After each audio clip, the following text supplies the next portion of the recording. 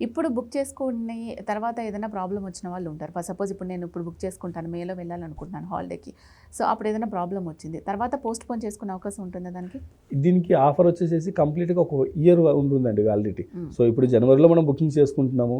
December 31వ తారీఖు వరకు అంటే 2026 డిసెంబర్ 31వ తారీఖు వరకు వాళ్ళు ఏ ప్యాకేజ్‌లో అయినా సరే ట్రావెల్ చేయడానికి వీలుంటుందన్నమాట. మేలోనే వెళ్ళాలి, లేకపోతే జూన్‌లోనే వెళ్ళాలి అన్న రిస్ట్రిక్షన్ ఏమీ లేదు. ఇయర్ మొత్తంలో ఏదో ఒక ప్యాకేజ్కి వాళ్ళు కట్టిన అమౌంట్ యూటిలైజ్ చేసుకోవచ్చు అనమాట. ఓకే. సో, ఏవైనా కూడా మనము డ్యూయల్‌గా ప్లాన్ చేసుకునే వాళ్ళు ఉంటారు.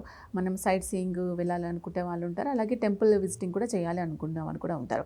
ఇండివిజువల్‌గా దానికే కూడా ప్లాన్ చేసుకునే వాళ్ళు కూడా ఉంటారు. సో, దేనికి మనం ప్లాన్ చేసుకుంటే దాన్ని బట్టే మీరు ప్యాకేజెస్ అలాగే షెడ్యూల్ చేసి పెడతారా? ఎగ్జాక్ట్లీ అండి. ఇప్పుడు మనం ఏవైతే గ్రూప్ టూర్స్ ఉన్నాయో డిస్కస్ చేసినట్టుగా ఒక 50 రకాల డొమెస్టిక్ ప్యాకేజెస్ ఉన్నాయన్నమాట. ఇవన్నీ కూడా ఏంటంటే ఎవ్రీ మంత్ ఫిక్స్డ్ డిపార్చర్స్గా రన్ అవుతాయి. అలా కాకుండా ఎవరైనా సరే యంగ్ ఏజ్ ఫ్యామిలీ ఉన్నారు, వాళ్ళతో పాటు సీనియర్ సిటిజన్స్ కూడా వాళ్ళ ఫ్యామిలీ తీసుకుని వెళ్ళాలి. ఒక 10 మెంబర్స్ ప్లాన్ చేసుకుంటారు. వాళ్ళకి ఇంట్రెస్ట్ టెంపుల్స్తో పాటు కొన్ని సైట్ సీయింగ్ ప్లేసెస్ కూడా యాడ్ చేసుకోవాలి. లేకపోతే సమ్మర్లో వెళ్ళాలనుకుంటున్నారు, షిమ్లా మనాలితో పాటు ఏదైనా కొన్ని టెంపుల్స్ కూడా ప్లాన్ చేసుకోవాలి. అలాగా కస్టమర్ ఇంట్రెస్ట్ని బట్టి ఎంత డ్యూరేషన్ అవుతుంది, ఎంత బడ్జెట్ అవుతుంది, వాళ్ళకు డీలక్స్ హోటల్స్ కావాలా, 3 స్టార్ కావాలా, దానికి తగ్గట్టుగా ప్యాకేజ్ అనేది డిజైన్ చేసి ఇస్తామన్నమాట. ఓకే. మామూలు టైంలో మనం టికెట్ బుక్ చేసుకొని ట్రావెల్ చేసిన దానికిను ఈ ట్రావెల్ ఎక్స్పో రన్ అవుతున్నప్పుడు ఇప్పుడు అడ్వాన్స్ బుకింగ్ చేసుకునే దానికి ఏంటి తేడా? ప్రజెంట్ గ్రూప్ ప్యాకేజ్ మీద స్ట్రైట్ అవే డిస్కౌంట్ వచ్చేస్తుంది.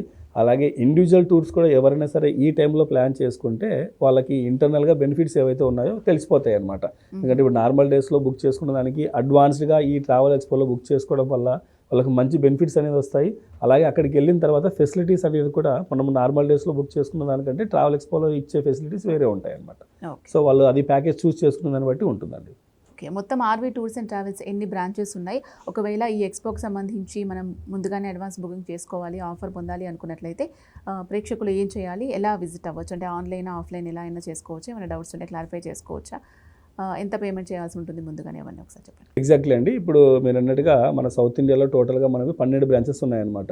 సో వాళ్ళు ఉన్న ఏరియా నుంచి నియర్ బై బ్రాంచ్కి వెళ్ళి వాళ్ళు విజిట్ చేసి అక్కడ ఈ ట్రావెల్ ఎక్స్పో గురించి క్లియర్ డీటెయిల్స్ తెలుసుకొని, ఇంకా ఈ ఇయర్లో ఏ ప్యాకేజెస్ ఉన్నాయి, వాటివి ఏ మంత్లో ట్రావెలింగ్ ఉంది, ఏంటి స్పెషల్ ప్యాకేజ్ ఎలా ఉన్నాయి, వీటన్నిటి గురించి కూడా డిస్కస్ చేయాలనుకుంటే ప్రతి బ్రాంచ్లో కూడా మన ఎగ్జిక్యూటివ్స్ అందుబాటులో ఉంటారు.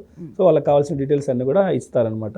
లేదు వాళ్ళు ఒకవేళ బ్రాంచ్ విజిట్ చేయడం ఇబ్బందిగా ఉంది, త్రూ ఫోన్ కాల్ వాళ్ళు ఎవరైనా డీటెయిల్స్ కావాలన్నా సరే వాళ్ళ నియరెస్ట్ బ్రాంచ్లో ఉన్నటువంటి బ్రాంచెస్ కాల్ చేసినా ఓకే, లేదు స్క్రీన్ మీద కనబడుతున్న నెంబర్స్ కాల్ చేసినా వాళ్ళకి కావాల్సినటువంటి డీటెయిల్స్ అన్నీ కూడా పీడిఎఫ్ ఫైల్స్ రెడీగా ఉన్నాయన్నమాట. వాళ్ళు ఏ టూర్ సెలెక్ట్ చేసుకున్నా ఆ టూర్కి సంబంధించిన డీటెయిల్స్ క్లియర్ ఐటినరీ వాళ్ళకి ఇమీడియట్గా ఒక 15 నిమిషాల్లో డీటెయిల్స్ అన్నీ వెళ్ళిపోతాయి అన్నమాట.